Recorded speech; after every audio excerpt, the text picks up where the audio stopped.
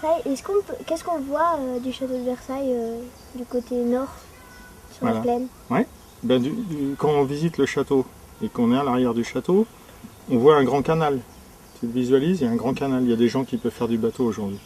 Et au fond, on voit des grands terrains cultivés, mais il faut que le temps soit dégagé, et on voit des forêts. Et c'est cet espace qu'on appelle la plaine de Versailles. Et il y a encore des choses historiques. Ah oui, c'est très intéressant. Parce que tu vois, Louis XIII a commencé la construction du château, puis après ça a été franchement habité par Louis XIV et sa cour, Louis XV et Louis XVI. Et donc autour du château, il fallait des villages, où il y avait des cultivateurs, parce qu'il fallait nourrir tout ce beau monde. Et s'il y a tellement de choses à voir, comment peut-on les découvrir à pied?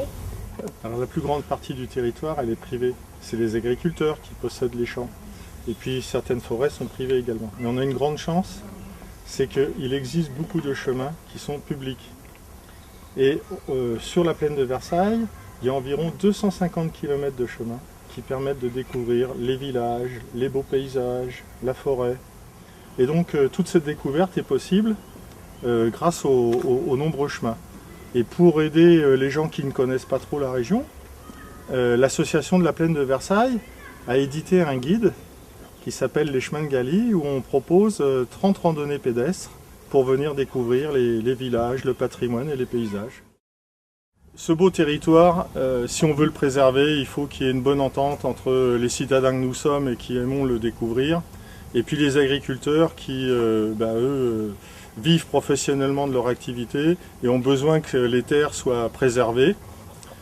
Et cette bonne harmonie, c'est la base de l'avenir de cette région.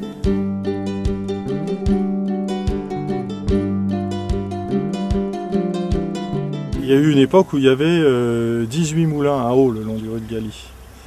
Malheureusement, il n'y a plus de traces, tout a été démoli. En revanche, on peut encore trouver pas mal de fontaines et surtout beaucoup de beaux lavoirs qui sont encore alimentés en eau et qui ont beaucoup de charme. Moi, pendant plus de 30 ans, pour aller au travail, j'empruntais la départementale 307 matin et soir. Et puis j'ai vécu dans l'ignorance la plus totale de ces belles richesses qui sont à portée de main. Puis maintenant que je suis à la retraite depuis quelques années, j'ai pris le temps de découvrir un patrimoine qui est simple et rustique, mais qui est magnifique. Voilà, il faut prendre les chaussures, le sac à dos pour aller découvrir toutes ces beautés.